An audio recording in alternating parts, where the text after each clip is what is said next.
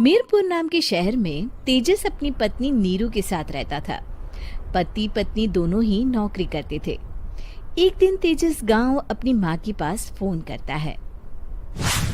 Hello, प्रणाम माँ। जीते रहो माँ, तुम दादी बनने वाली हो। हैं? अरे वाह, ठीक है बेटा, मैं कल ही आती हूँ। जब माँ जी शहर पहुंची तो बेटे बहू ने बहुत अच्छे से स्वागत किया। लीजिए माँ जी, चाय। अरे गर्मा गर्म पकोड़े ले आओ माँ के लिए। नीरू रसोई में गई और 2 मिनट में ही पकोड़े ले आई।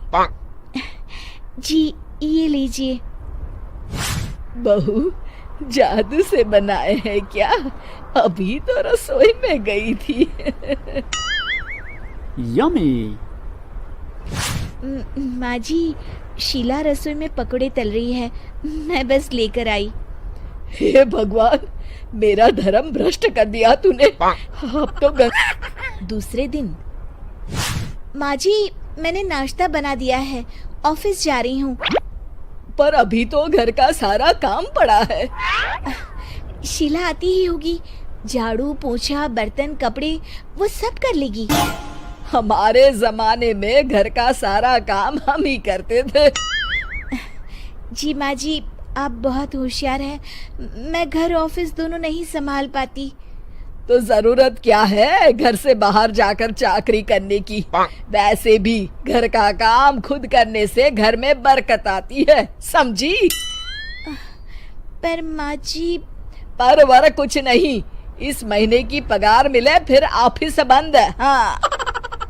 रात को नीरू तेजस से कहती है, सुनिए जी, माँ जी बोल रही थी कि मैं नौकरी छोड़ दूं। वैसे ठीक ही तो है, अभी तुम्हें आराम की जरूरत है। फिर भी आराम कहाँ, शीला को छुड़ाने के लिए बोल रही थी। तो अब 24 घंटे में इतना काम तो कर ही सकती हो। पर जॉब पसंद है मुझे, घर पर मन नहीं लगेगा। अगले दिन जब दोनों ऑफिस के लिए निकल रहे थे, मेरी तो कोई कीमत ही नहीं है इस घर में। माँ जी, आजकल महंगाई बहुत है, रहन सहन भी बदल गया है, दोनों नौकरी करते हैं तभी ठीक रहता है। अच्छा, तू कहना क्या चाहती है? मेरा बेटा तुझे बिठा के खिला नहीं सकता? तू ही इस घर का खर्च चला रही है, हैं? नहीं माँ जी, मेरा वो मतलब नहीं था। मतलब खूब समझती हूँ, ये बाल धूप में सफेद नहीं किए मैंने। हाँ। अब तो ये रोज का काम हो गया था। तेजस भी रोज की झिकझिक से परेशान हो गया था। नीरू, वैसे भी तुम्हें मैटरनिटी लीव मिलने वाली है, तो अभी से ही छुट्टी ले लो। पर क्या, मेरी सैलरी अच्छी खासी है। आखिर नीरू ने रिजाइन कर दिया। जब बच्चा हुआ तो घर में सब बहुत खुश हुए। कुछ दिनों बाद तेजस फाइल देख रहा था।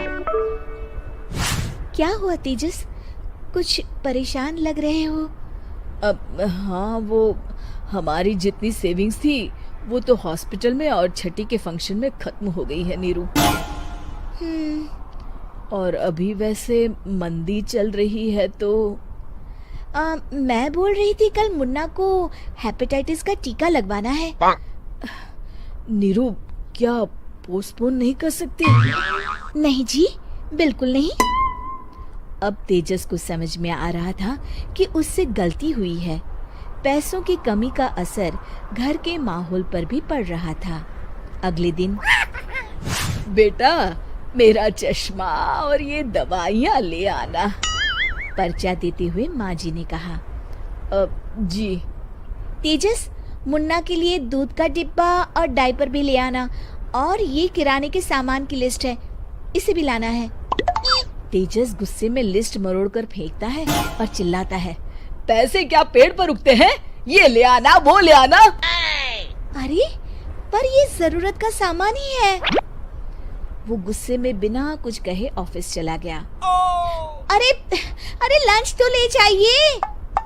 नीरू दौड़कर डिब्बा पकड़ाती है। एक दिन खाना खाने के बाद, नीरू अब तो मुन्ना कुछ बड़ा हो गया। तो अब तुम वापस ज्वाइन कर लो ना जॉब। पर इस रिसेशन में जॉब मिलना बहुत मुश्किल है। ट्राई तो करो। फिर मुन्ना? माँ जी है ना, और एक फुल टाइम मेड भी लगा लेंगे। पर माँ जी, उन्हें तो पसंद नहीं।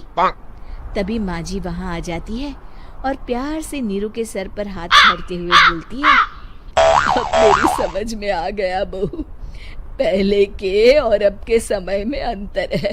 तुम काम शुरू करो, मुन्ना की जिम्मेदारी मेरी। मेरी प्यारी माँ जी। ये कहकर नीरू उनके गले लग गई। शिक्षा, परिवर्तन संसार का नियम है, हमें भी समय के साथ चलना चाहिए। उम्मीद है कि आपको हमारी ये कहानी पसंद आई होगी। कृपया हमारे चैनल को सब्सक्राइब करें और सभी अपडेट्स के लिए बेल आइकन जरूर क्लिक करें। और हाँ, वीडियो लाइक और शेयर करना मत भूलिएगा। Bye bye.